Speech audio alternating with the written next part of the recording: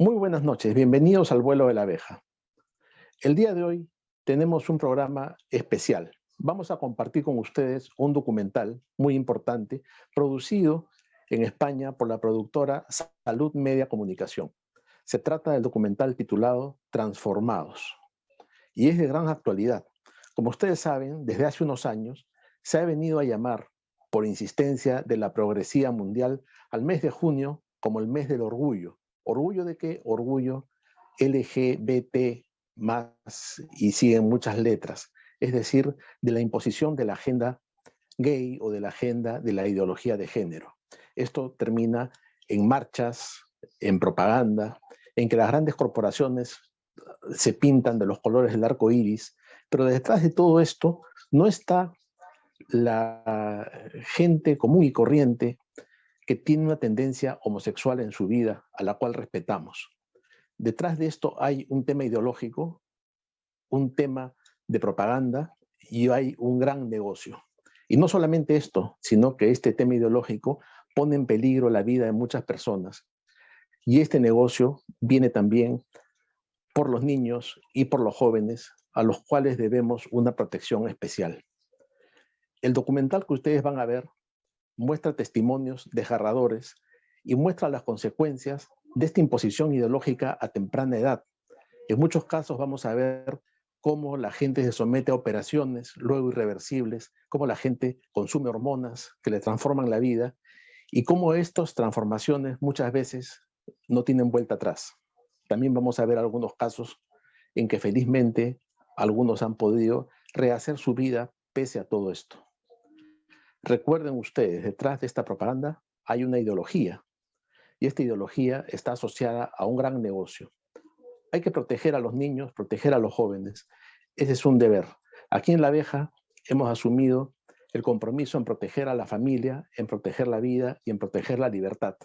Esos tres pilares están en peligro cada mes de junio cuando se nos impone esta agenda perversa que pretende arrebatarnos la libertad, sobre todo de los niños y de los jóvenes. Vamos a ver Transformados.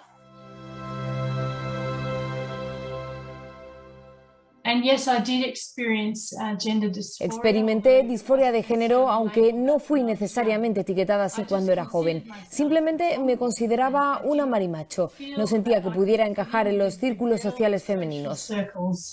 A los 10, 11 años más o menos tuve mi primer contacto con la sexualidad a través de la pornografía y esto tuvo un gran impacto en mi mente de niño todavía. Y recuerdo que lo primero que experimenté fue mucha curiosidad por la anatomía masculina.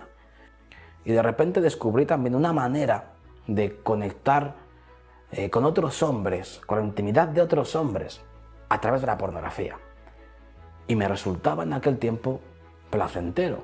Así fue como llegué a la conclusión de que, pues, pensé que yo era homosexual. Me crié en un hogar disfuncional y mi padre maltrató a mi madre tanto verbalmente como emocionalmente. Por eso, a una edad muy temprana, llegué a pensar que hubiera estado más segura si hubiera sido un niño. Y esto fue anterior a que yo fuera a la escuela infantil y a que yo me montara en mi triciclo a recoger a mi novia porque nos íbamos a casar. Mientras observaba el maltrato entre mi madre y mi padre, o cuando provenía de mi padre hacia mi madre, me transmitieron el mensaje de que las mujeres eran odiadas. Las mujeres eran débiles y las mujeres eran vulnerables.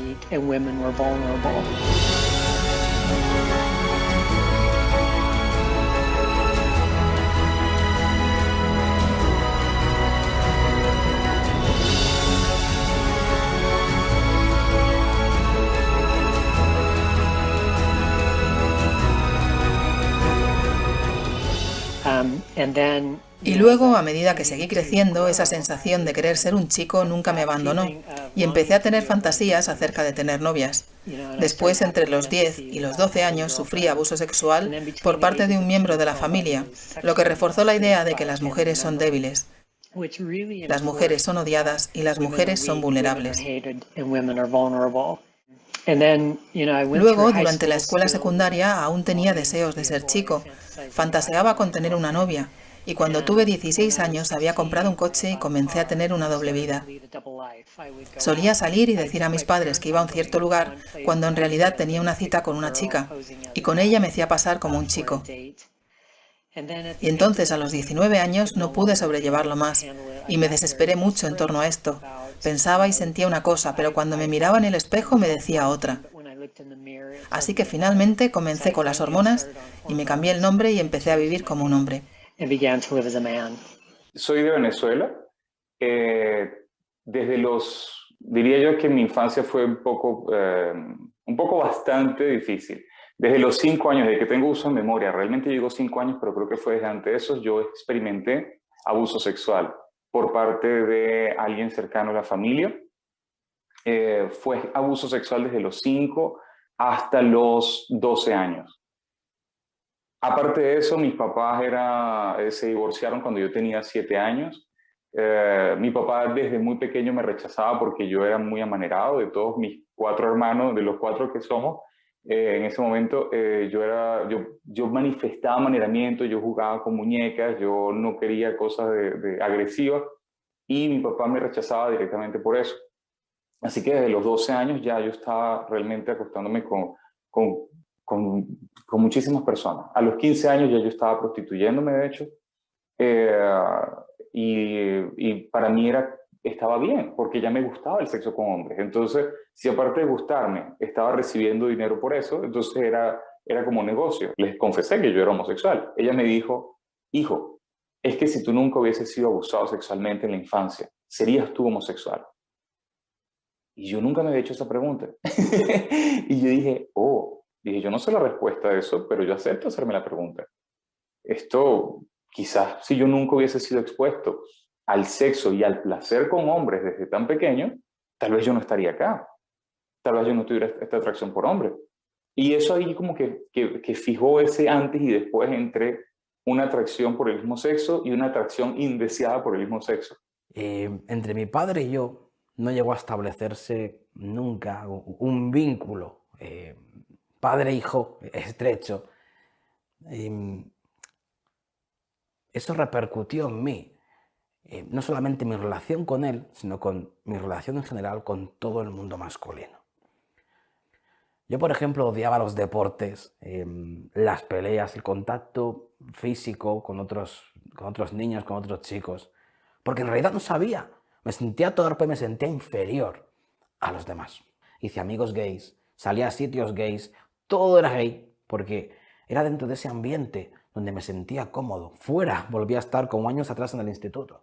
Yo encontré incluso chicos de los que me enamoré, tuvimos relaciones estables de años, y ambos conocíamos a nuestras familias. Mi familia les conocía, aceptaba mis relaciones, y sin embargo, yo no era feliz. No estaba satisfecho. Seguía teniendo interés en conocer a otros hombres, seguía pensando que podía encontrar algo mejor, una persona que me llenara más. Algo seguía sin estar bien en mi vida, en mi propia identidad. Era más fácil para mí salir con los chicos que con las chicas, pero con el tiempo, en vez de desarrollar mi atracción por los hombres, mi atracción en realidad se desarrolló por las mujeres y quería obtener su atención y su aprobación. Estaba bastante confundida con estos sentimientos de atracción por el mismo sexo y en realidad pensaba que si lo ignoraba durante el tiempo suficiente, simplemente desaparecería. Así que seguí la mayor parte de mi adolescencia como pude, dejando esta atracción al fondo de mi mente. Supongo que tenía unos 10 años cuando empecé a sentirme bastante diferente, sobre todo cuando jugaba a los deportes con los chicos y llevábamos pantalones cortos holgados y camisetas holgadas con el pelo recogido. Sabía y era muy consciente de que las chicas que jugaban dentro llevaban ropa más bonita que yo. Y también cuando la pubertad empezó a aparecer, empecé a odiar cómo se desarrollaba mi cuerpo femenino y realmente deseaba ser un chico. En los últimos años se ha producido un alarmante incremento masivo de niños y adolescentes que afirman haber nacido en el cuerpo equivocado. Ciertamente lo hemos visto en Australia, en Europa, Canadá, Estados Unidos, Gran Bretaña. Ha aumentado astronómicamente. Desde aproximadamente antes de 2010 no había nada en los medios de comunicación.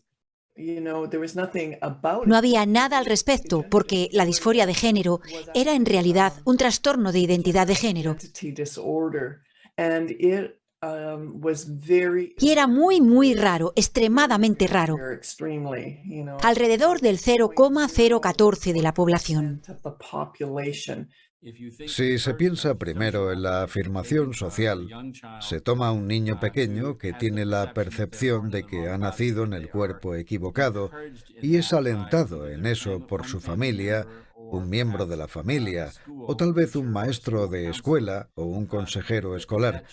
Si ese niño adopta la identidad del sexo opuesto y cambia su nombre, cambia sus hábitos de vestir, y entonces es aceptado en su entorno, en la escuela y en casa, es muy difícil cuando ese niño se da cuenta que fue un error e intenta volver atrás.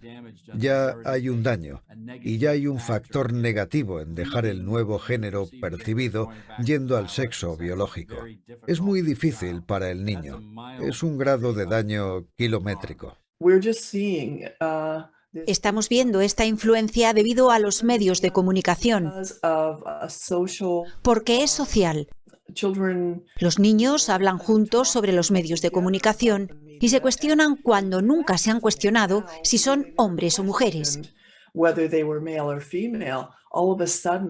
De repente les hemos metido ideas en la cabeza y los niños son muy susceptibles a la información. Lo absorben todo y empiezan a cuestionar sus pensamientos y sus sentimientos.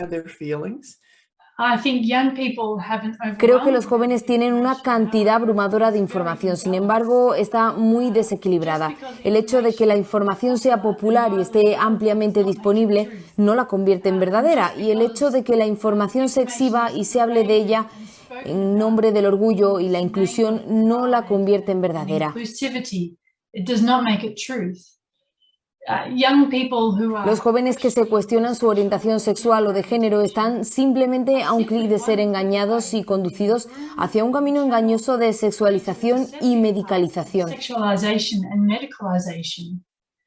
No solo en Internet y en las redes sociales, también se alimentan nuestros hijos en los medios de comunicación y la educación desde una edad muy temprana. El uso excesivo de las redes sociales provoca dependencia, ansiedad, depresión y trastornos de la imagen corporal, especialmente en las niñas y adolescentes del sexo femenino. Internet permite a estos individuos encontrar una red de individuos que también son infelices, que también dijeron, creo que mi respuesta es que he nacido en el cuerpo equivocado. Ven a unirte a mi familia en Internet, te cuidaré, seré tu mejor amigo. E invitan a estos niños en Internet, y lo que sucede es que encuentran un lugar temporal en el que parece que han encontrado la felicidad por primera vez en varios años, y los atrae casi como una secta, por así decirlo. Es una población muy vulnerable de niños que buscan aceptación, algo que no consiguen en el colegio y a veces tampoco en casa. En particular, estas chicas jóvenes entre 13 y quizá 24 años están ahora transicionando. Eso es lo que está creando este aumento, y mucho de eso viene de su participación en Tumblr y diferentes sitios de las redes sociales, donde se les anima y se les dice cómo hacerlo. Hoy es 14 de octubre del 2020 y esta es mi voz pre-testosterona. Hoy cumplo 1 año y 4 meses en terapia hormonal con testosterona. Siempre se me ha leído como mujer y la sociedad cuando ve mi cuerpo dice es una chica. punto y final. Y eso no me gusta. A causa de eso ya llevo unos meses como evitando la ropa ceñida y femenina. Me voy a dar mis hormonas femenines delante de vosotros. Hoy hace casi un mes que empecé con el tratamiento hormonal y no puedo estar más contente. Los datos indican que el 98% de los niños y el 86% de las niñas que experimentan cierto grado de incongruencia de género en la infancia volverán a aceptar la concordancia entre su sexo biológico y su identidad de género cuando pasen la pubertad. Al final de la pubertad, no al principio de la pubertad, sino al final de la pubertad. Y esto es bien sabido. Son datos de hace 30 años, son datos de hace 15 años y son datos del año pasado. Mi confusión de género desapareció con el tiempo y empecé a sentirme realmente más cómoda y asentada con mi cuerpo femenino a lo largo de mi juventud. La edición más reciente del Manual de Trastorno Mental, Diagnóstico y Estadística, volumen 5, más conocido como el DSM-5 de 2013, es la guía más utilizada por expertos de todo el mundo. Esta última versión dice que las personas que desean cambiar de género no padecen desorden o trastorno alguno, tienen disforia de género, lo que quiere decir que manifiestan una marcada incongruencia entre su género experimentado y su género biológico, pero no tienen ningún trastorno. Pero la realidad es que era un fenómeno muy raro y que era un trastorno mental. Luego, en el Manual de Diagnóstico y Estadística en 2014, se renombró a disforia de género, con lo que inmediatamente se le ha restado importancia y en lugar de seguir siendo un trastorno, ahora es disforia. Es un malestar. Todo el concepto ha salido de la nada. Ahora, la disforia de género sale de lo que se llama el DSM, el Manual de Diagnóstico y Estadística. Tengo uno aquí atrás. Lo muestro para que sepan que lo uso todo el tiempo. Ok, yo diagnostico. No tengo una consulta de asesoramiento excepcional. Y diagnostico más de 100 personas por semana. Así que la disforia de género surgió debido a este volumen. Sin este volumen, ni siquiera estaríamos hablando. Porque sin este volumen elaborado en 2013, todas estas prácticas médicas no se habrían desarrollado. En numerosos países de todo el mundo occidental están apareciendo cada vez más leyes que prohíben las terapias de afirmación del sexo biológico. Las intervenciones hormonales y quirúrgicas para hacer la transición han pasado a ser la línea de tratamiento de niños y adolescentes que afirman tener disforia de género. El tratamiento médico es muy perjudicial. Y al detener la pubertad, se detiene todo el proceso de las hormonas de la pubertad que crean las respuestas que el cuerpo biológico está esperando. Un cuerpo biológico masculino espera ver altos niveles de testosterona. Un cuerpo biológico femenino espera ver altos niveles de estrógenos. Cuando eso no sucede, los sistemas no maduran, permanecen inmaduros. El testículo y el ovario no maduran en otros órganos. Los huesos pierden calcio que no se puede recuperar. El cerebro no se desarrolla completamente como se esperaba porque no están las hormonas de la pubertad que corresponden al cuerpo biológico. Así que también el daño se produce a la larga con la esterilidad y la infertilidad debido a la incapacidad del ovario o el testículo para averiguar qué hacer.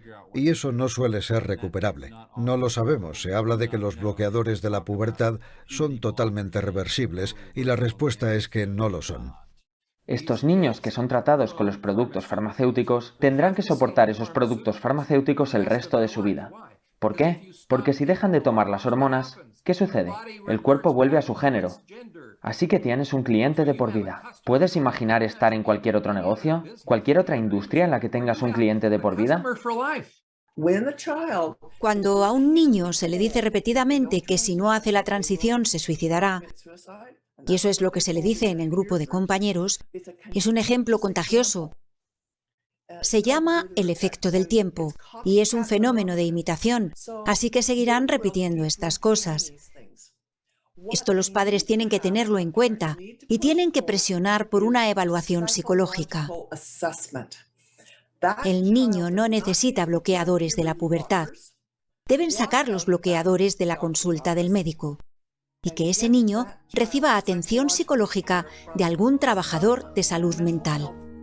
Cada vez más investigaciones asocian el desarrollo de la identidad transgénero con trastornos psiquiátricos como el autismo y el TDAH.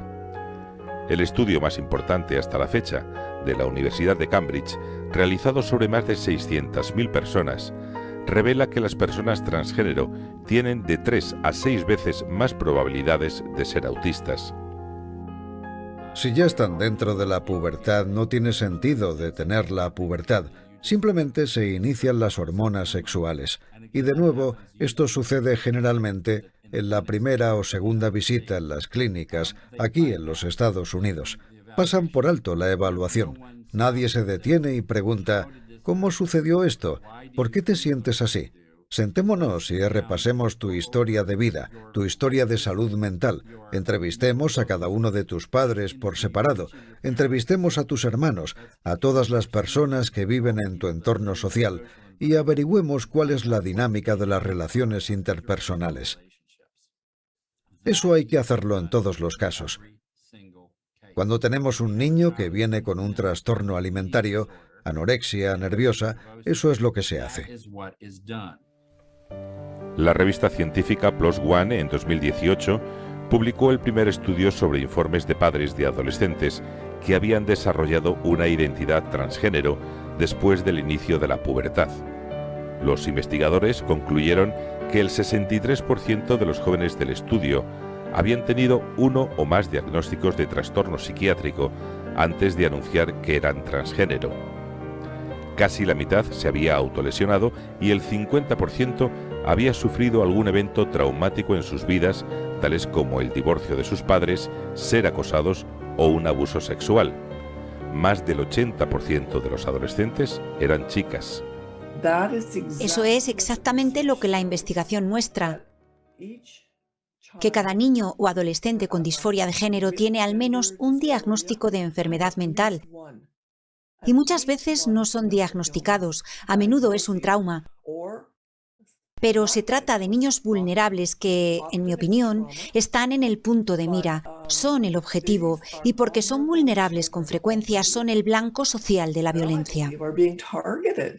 Pasé 11 años como parte del personal de psicología en el Departamento de Correcciones de Pensilvania. Comencé el primer programa de tratamiento intensivo del país en confinamiento solitario de larga duración.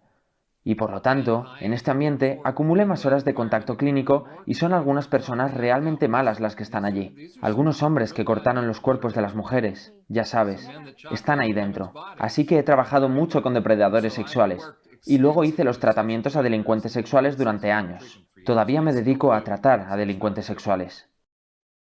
Si soy un depredador sexual, ¿a quién crees que quiero dirigirme entre todos los niños que hay? ¿A los niños que dicen, ah, ¿qué estás haciendo? Aléjate de mí. O a algún niño que no pueda entenderlo.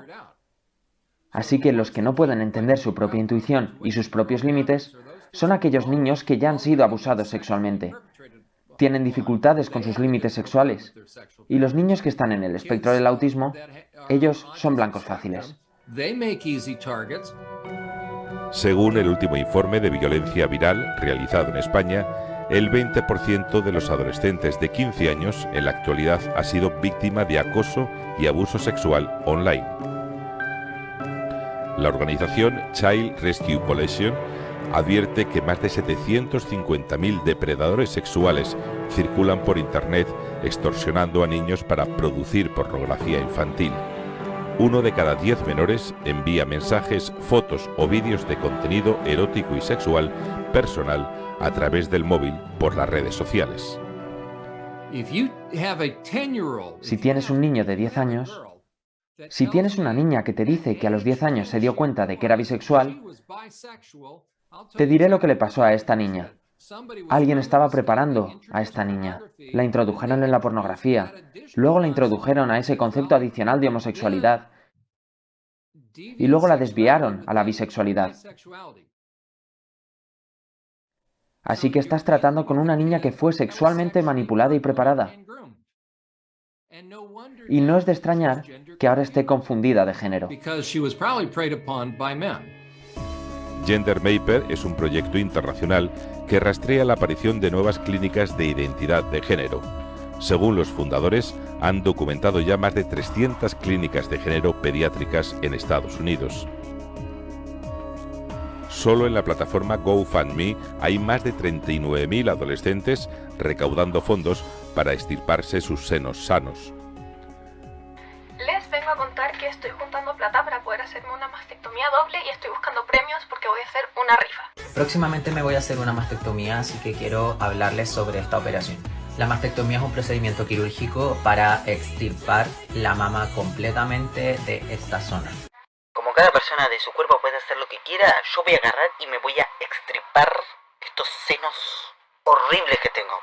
He diseñado 3 modelos de camiseta y 3 modelos de tote bags para la campaña de mi mastectomía y he decidido hacer un sorteo por toda la buena acogida que ha tenido esta campaña. Según mis datos, de mis trans, por ejemplo,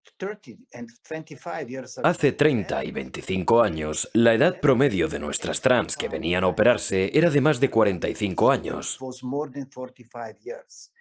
Hoy tienen menos de 21 años.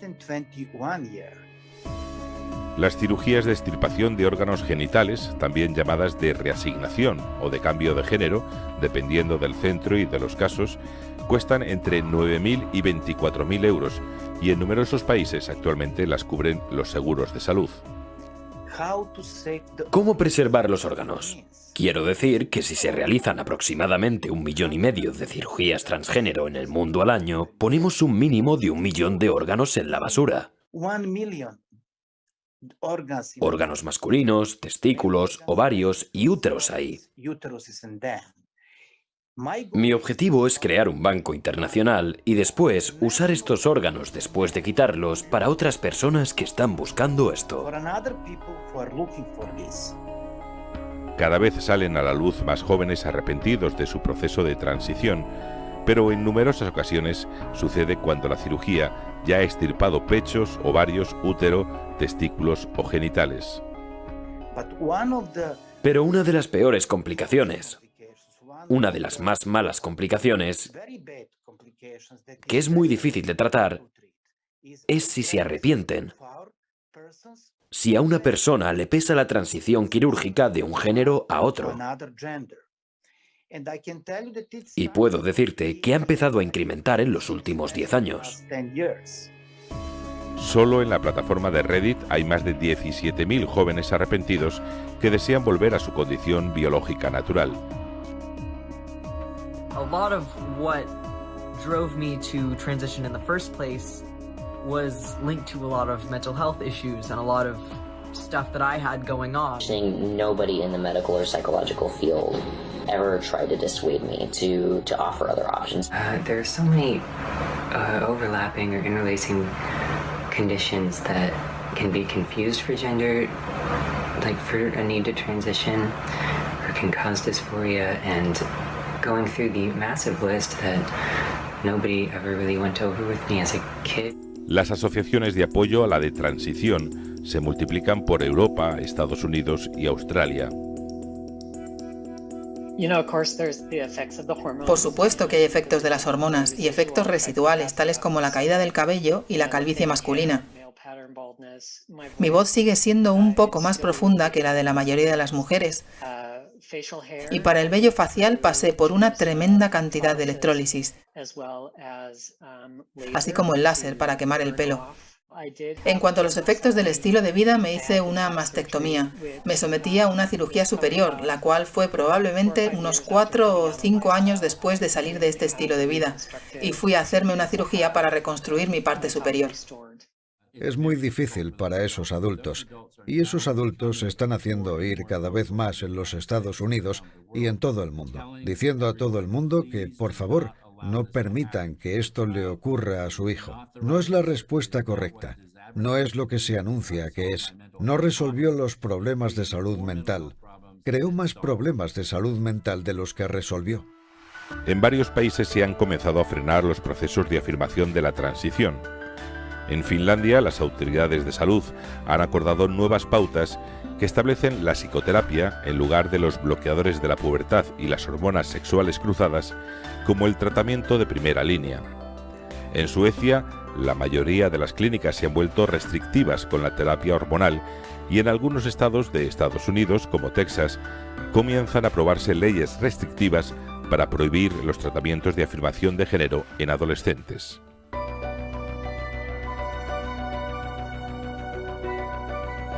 Numerosas publicaciones científicas constatan un mayor riesgo de problemas de salud entre las personas del colectivo LGTB, como es el cáncer de piel, los tumores por infecciones virales, el SIDA, la obesidad y la diabetes. Según la Alianza Nacional para la Salud Mental de Estados Unidos, las personas LGTB corren un riesgo 3 veces mayor de padecer trastornos de salud mental, como ansiedad, depresión y trastornos alimentarios. Y en la adolescencia, las personas lesbianas, gays y bisexuales tienen el doble de probabilidades que el resto de la población de consumir alcohol y drogas. En los últimos años, la práctica del llamado chemsex se ha popularizado en Estados Unidos y por toda Europa. El chemsex se define como el uso intencionado de drogas para mantener relaciones sexuales durante un periodo prolongado de tiempo. Está vinculado a hombres que tienen sexo con hombres. Una frecuencia del 10 al 15% entre la población de hombres que tienen relaciones sexuales con hombres es un porcentaje muy alto, Y si nos vamos a la población que tiene infección por el VIH, el porcentaje todavía se eleva. La gente que practica chemsex adquiere la infección por VIH 5 veces más frecuentemente que los mismos hombres que no utilizan el chemsex. Por lo tanto, la frecuencia de chemsex entre la gente con el VIH es muy elevada. En estos momentos, el chemsex es una amenaza real que pasa desapercibida, ya que se está convirtiendo en una epidemia imparable y silenciosa. El chemsex es ya de hecho un problema de salud pública. Un problema de salud pública al que seguramente no se le presta suficiente atención todavía. Este es, si queremos, un nuevo perfil de usuario de drogas que no coincide con aquella imagen del usuario de drogas de los 70, de los 80, de heroína, debajo del puente, mal tirados. No, son gente más sofisticada, que lo vive de una manera diferente y que por lo tanto ellos mismos tampoco tienen la impresión de ser adictos. Sin embargo, la paranoia, la psicosis, la depresión y el suicidio asociado comienzan a alertar a las autoridades sanitarias de muchos países. El consumo de chemsex tiene asociados 2 problemas de salud en orden distintos. El biológico, médico y el psicológico. A nivel médico, ¿cuáles son los principales problemas? La adquisición de infecciones. Y ahí hay que sacar el VIH y todas las demás enfermedades de transmisión sexual o que se transmiten por vía sanguínea, porque formando parte del chemsex puede haber también el consumo de drogas parenterales, de drogas intravenosas, y eso permite la transmisión de los virus de la hepatitis y de los virus de transmisión sanguínea. Pero luego además el consumo repetido de drogas, como todas las adicciones, lleva asociados trastornos psicopatológicos en las personas que lo consumen. Yo nunca me he drogado, ni he fumado ni siquiera. Y bueno, era un chico que tenía relaciones largas, de años, estables. Y había más conocidos que también eran como yo. La pornografía, como pasa en la vida de muchos hombres heterosexuales también, me acompañó durante muchos años. Incluso cuando yo tenía pareja estable, seguía necesitando consumir pornografía. Cuando fui a la universidad me atrajo la compañía equivocada y eso estimuló mi curiosidad, mi naturaleza exploradora, y esto me llevó a involucrarme en relaciones que no eran saludables y finalmente me metí en relaciones lésbicas. El tiempo me reveló que no estaba satisfaciendo la necesidad que realmente ansiaba. De hecho, comencé a experimentar una ola de relaciones promiscuas que parecían decepcionarme y atraparme continuamente. Y en mi desorden yo también los defraudé, y la vida gay no parecía ser tan divertida después de todo. Mi búsqueda del alma gemela me hizo sentir profundamente herida, decepcionada y sola. Yo me había aceptado como gay cristiano. Ya yo había estado expuesto a una teología que hoy día considero más bien herejía, disculpa el que se ofenda, pero decían cosas como, bueno, Jesús dice, ama a tu prójimo como a ti mismo, y prójimo es prójimo aunque sea hombre. Y yo decía, bueno, eso es lo que me pasa a mí, yo amo a mi prójimo, pero mi prójimo es hombre. Decían cosas que Jesús nunca condenó la homosexualidad, cosas por el estilo, pero que al final lo que buscaba era alinear lo que sentía, alinear la palabra a lo que sentía. Entonces era un tema de acomodar la palabra para que se ajustara a lo que yo sentía, y en mi esfuerzo de tratar de hacer las paces entre lo que creía y lo que sentía, decidí aceptarme como gay cristiano, pero yo sabía que eso no era, porque al final de cuentas seguía en la misma situación, seguía estando adicto a la pornografía, a las aplicaciones, al sexo, todo. Pasaron los años, me convertí en un hipócrita, me convertí en esa persona que dice, bueno, ya, sí, yo cambié, yo decidí por Cristo, yo ahora entiendo lo que dice la palabra, y de mí no me gustan los hombres, ya yo no ando en esas cosas. Era mentira. Yo salía de la iglesia y yo me iba a acostar con hombres, yo salía de la iglesia y iba a ver pornografía, iba a hacer cualquier cosa, y luego volví el domingo de nuevo con mi cara bien lavada, tratando de ser un buen cristiano.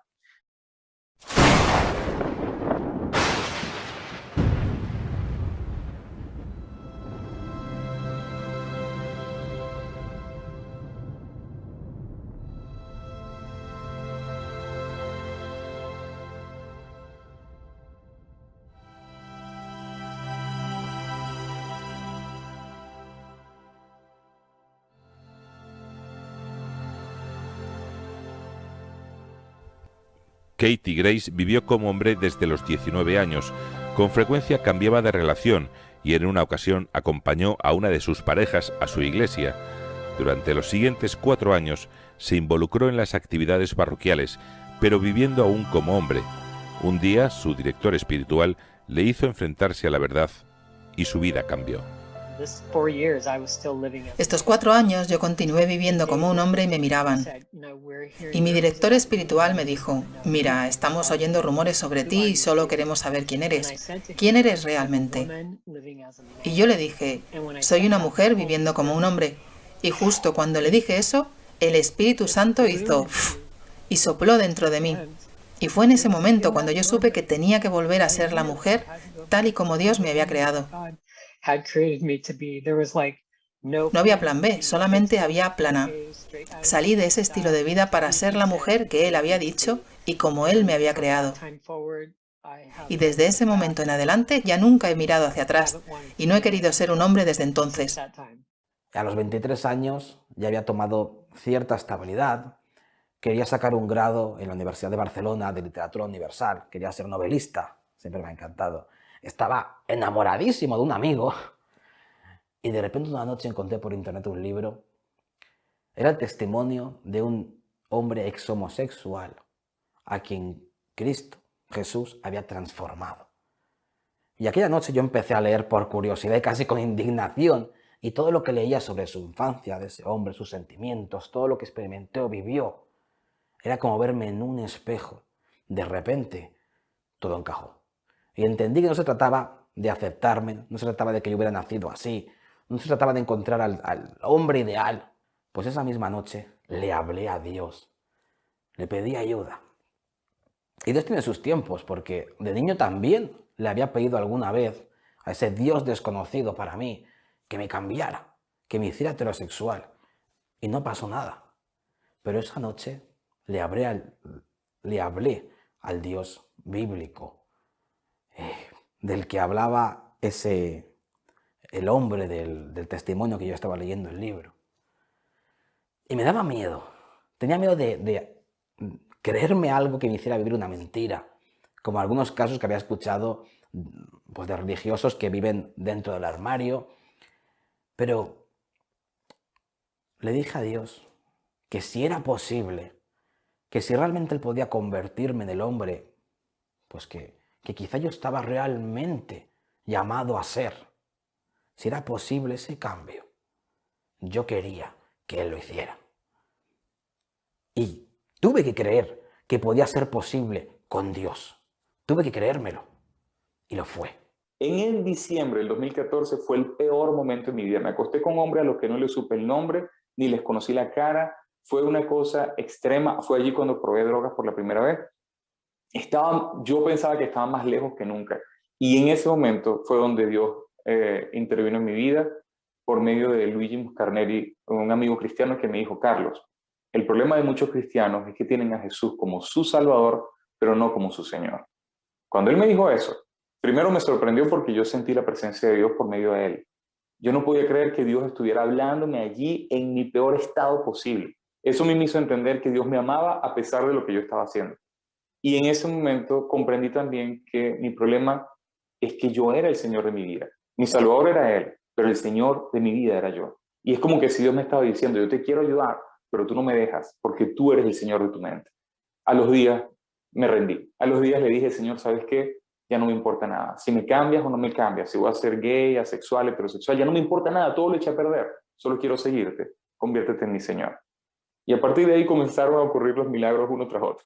Yo hoy día entiendo que Dios me amó y me recibió como yo me encontraba. Pero su gracia siempre te transforma. Su gracia nunca te deja igual, sea la condición en la que llegues. Recuerdo el momento en que conocí el perdón de Jesús por mis acciones y elecciones pasadas. Conocía este concepto en teoría, pero en ese momento realmente tocó mi corazón. Me había aferrado al arrepentimiento y a la culpa durante tanto tiempo y fue un gran alivio conocer su perdón continuo. Y luego la oportunidad de empezar de nuevo, si se quiere, con una hoja en blanco de pureza en las relaciones y en la sexualidad. Me llevó unos 5 años después de haber dicho sí al Señor y de salir de ese estilo de vida. Trabajándolo, y no solo eran los momentos físicos, sino también los emocionales. Y mis pensamientos y mi sistema de creencias, lo que tenía que ser superado. Tuve que luchar con la creencia de que las mujeres son buenas y tienen algo que ofrecer, que las mujeres son valiosas y tenemos una voz, que somos importantes y que ser una mujer es bueno, y comprender que había un lugar para mí como mujer. Dios creó los hombres y las mujeres, y son opuestos y complementarios, y hay un propósito para ellos, que es crear una nueva vida. Y hacer cualquier cosa que interrumpa esto es ir en contra del plan que Dios tiene para la humanidad. Nuestra esperanza, para mí y para muchos, está en Dios. Y creo que hemos sido creados hombre y mujer. Y eso justamente lo afirma la biología. Pero la esperanza que tenemos es cómo rezamos por nuestros hijos, sin importar la dirección que tomen en la vida. Mi hijo mayor estuvo llevando una vida gay durante 11 años y lo dejó porque no le gustaba en lo que se estaba convirtiendo. Empecé a verme a mí mismo de otra manera, a aceptarme realmente como hombre. Acepté que no tengo que ser como otros para ser hombre. Lo soy tal como Dios me ha creado. No tengo que ser un boxeador, no tengo que ser un futbolista, un atleta. Y ganando seguridad en mi propia identidad, empecé a relacionarme también, a crear relaciones sanas con otros hombres heterosexuales. Así que al llegar a Cristo, para mí fue muy liberador poder relacionarme con otros hombres heterosexuales, poder sentirme uno más de ellos, y eso fue clave. Y después, cuando me asaltaron dudas, miedos, porque llegan miedos, ya que todo el mundo, todo tu entorno, familia, los medios de comunicación, los supuestos profesionales de este país, te dicen que no es posible cambiar la sexualidad, que te vas a hacer daño, que no te va a ir bien. Entonces, cuando todas esas dudas venían de mi mente, fue clave verme como Dios me ve, como el hombre que Él creó, que Él planeó desde el principio de la creación que yo fuera. Cambiar no es imposible, tú puedes cambiar, pero realmente tienes que quererlo.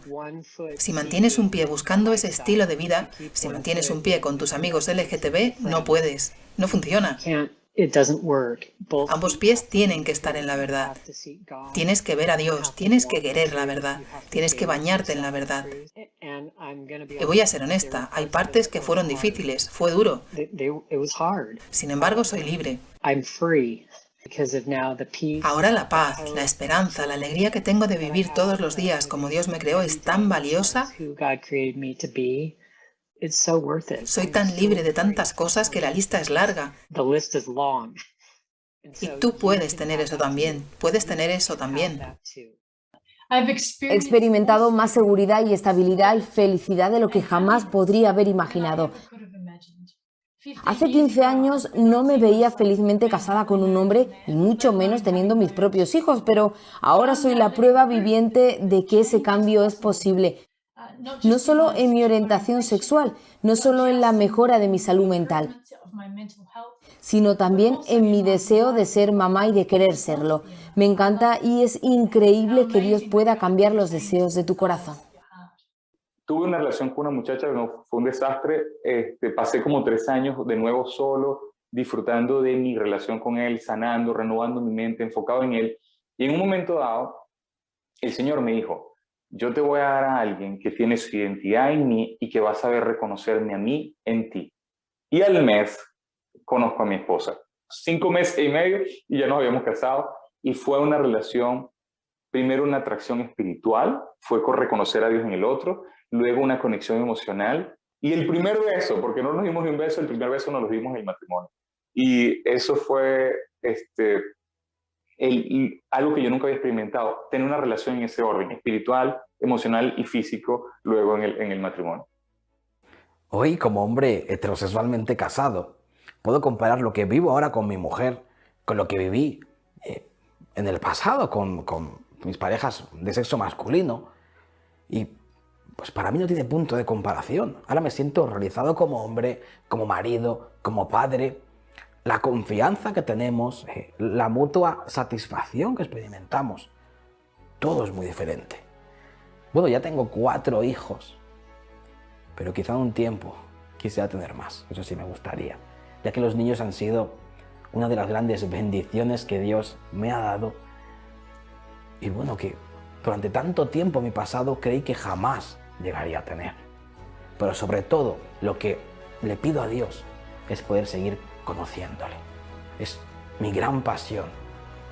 Él inició una obra a nuestro favor hace más de 2000 años para transformar el mundo entero. Y me alcanzó a mí. Hace un tiempo me transformó.